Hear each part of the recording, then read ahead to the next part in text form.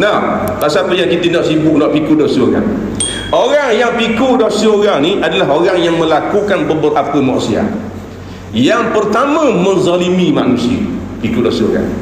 Yang kedua, menggunakan lidah menfitnah, mengumpat dan mengatakan sesuatu yang buruk terhadap saudaranya. Dia akan pikul dosa saudaranya di padang mahsyar.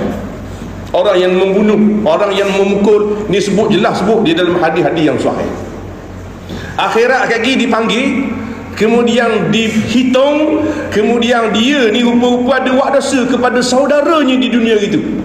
Seumpama dia mengumpat, dia mengumpat atau memfitnah, orang tu akan mari kemudian nak bayar balik dengan diberikan pahala. Kita beri pahala kita kepada orang hak kita pak itu. Kalau habis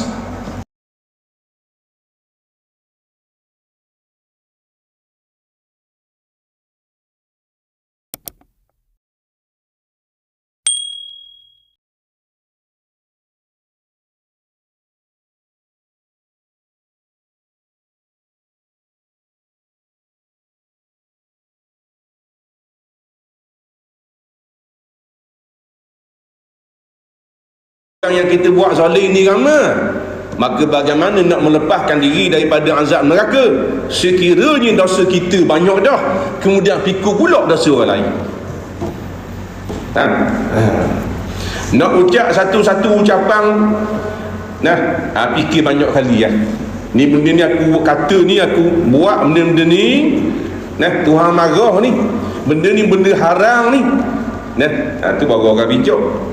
Maka ahli tauhid itu pula ada dua macam, dia kata. Pertama, yang banyak imannya, ahli tauhid yang kuat iman. Nampak? Yang keduanya yang kurang iman, yakni ahli tauhid yang lemah iman. Kita tak tahu lemah ke kuat kita ni. Lemah iman lah. Ujang sikit lah, nyeri saja. Ujang sikit, lemah iman. Ngatuk mata dah sembahyang subuh dah, lemah iman. Maka pendeknya, sebagaimana sedikit iman itu ada di dalam hati ahli tauhid itu, maka tidak kekal ia di dalam neraka itu, bahkan keluar ia kemudian daripada azab kadar dosanya. Bermula dalil yang menunjukkan atas demikian itu ialah sebagaimana hadis yang dikeluarkan oleh Abu Isa At-Tirmizi dengan katanya an Anasin anna Rasulullah sallallahu alaihi wasallam qala Hisham yakhruju minan nar wa qala Syu'bah akhriju minan nar man qala la ilaha illallah wa kana fi qalbihi minal khair ma yazinu sya'irah. Riwayatkan daripada seorang sahabat bagi Nabi sallallahu alaihi wasallam, namanya Sayyidina Anas bin Malik radhiyallahu anhu, katanya bahwasanya Rasulullah sallallahu alaihi wasallam telah bersabda, ia kata Hisham, yakni rawi hadis ini, keluar daripada neraka.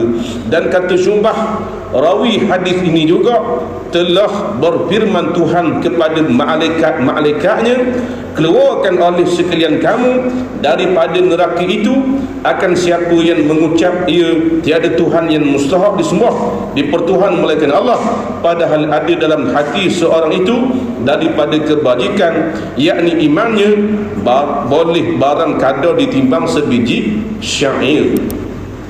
Allah berfirman di dalam hadis kursi, Allah menyuruh sekalian malaikat keluarkan sebilangan umat yang ada di dalam neraka mempunyai iman besar syair. Dan halus sangat-sangatlah besar biji syair.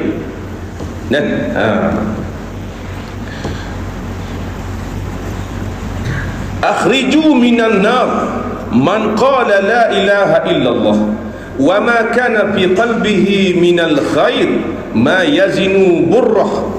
Dan dikeluarkan sekalian kamu hai malaikat-malaikatku daripada neraka itu akan siapa yang mengucap ia tiada Tuhan melainkan Allah, padahal ada dalam hatinya sedikit daripada kebajikan, yakni iman kadar barang yang boleh ditimbang sekadar sebiji gandum. Gandum dengan syair, gandum gandum halus lagi.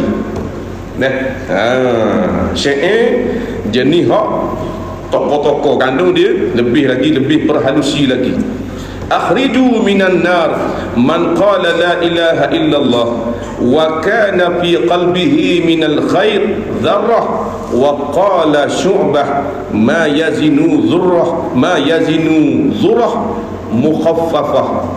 Dan dikeluarkan oleh sekalian kamu, hei malaikat-malaikatku, daripada neraka itu akan siapa yang mengucap ia akan tiada Tuhan yang patut disembah dan dipertuhankan melainkan Allah, padahal ada dalam hati orang itu daripada kebajikan, yakni iman kadar satu zarah, yakni habub yang melayang, dan kata Syu'bah kadar barang yang boleh ditimbang sekadar sebiji gandum, hal keadaannya dibaca dengan tidak tasdid, yakni dengan zurah, bukan zarah. Kalau zarah habub. Kalau baca dengan ada sabdu, ada tasdid.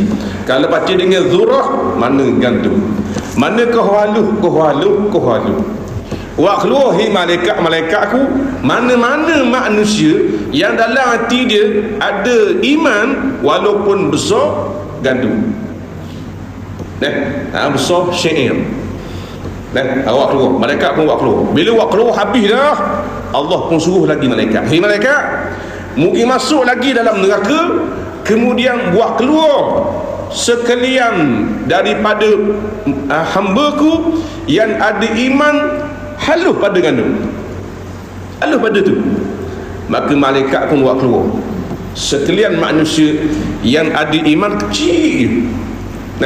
Kemudian yang ketiga kata Allah, hei segala malaikat, mu masuk sekali lagi dalam neraka, kemudian mu buat keluar mana-mana manusia di kalangan hamba-Ku yang ada iman walau besar zarrah, ada tasdid, yakni habub, halus sangat-sangat. Bila ditiup oleh angin terbang dah apok pula tu, mana halus sangat-sangat lah. Menunjukkan apa? Ada iman walau besar zarah, lah sekali keluar juga. Tu pun tapih waktu bit lagi. Tak ada arah dah besar zarah dah ni, iman ada lah dalam hati dia. Kecil sangat-sangat, menunjukkan di atas dunia itu tak sembahyang, tak puasa, minum arak, zina, tapi tak kafir lagi. Tu kata mustahak kalimah tauhid tu, iman kena jaga tu, jangan beri batal. Bila batal tak ada dah iman walau besar zarah, tak ada dah. Bila tak ada, kekal dalam neraka sampai bila-bila. Ini golongan yang tidak kekal, yang akhirnya kata Nabi sallallahu alaihi wasallam keluar juga, lah sekali keluar juga, walaupun iman dalam dadanya besar zarah. Allahu Rabbi. Batu soal tukar agama, soal murtad, soal besar. Jangan kita pandang remeh. Kalau ada dia lah nak murtad, mapuh dia kan, tak boleh. Kekal dalam neraka tu. Pihak pemerintah, pemimpin-pemimpin yang ada kuasa, maka mesti bertindak. Jangan main. Batu dalam Islam, orang yang murtad hukum bunuh. Pasal benda tersangat-sangat besar, benda besar ni. Tak boleh buat main-main. Supaya orang lain yang nak murtad juga tengok kena bunuh. Mampu aku kena bunuh. Tak dia nak tukar agama, tukar spoiler lah. Pasal apa kawan dia kena bunuh? Jangan beri kebebasan tukar agama, tak boleh. Sementara lagi duduk di dalam negara umat Islam, majoriti umat Islam. Ini orang Eropah, orang-orang ni habis pakai masuk Islam lah, betul tak? Kita nak tukar agama. Tapi apa sih murtad di semua jahil lagi. Tak ada ulama murtad. Orang-orang ahli tak ada murtad. Bapak-bapak padri masuk Islam. Bapak Sami masuk Islam.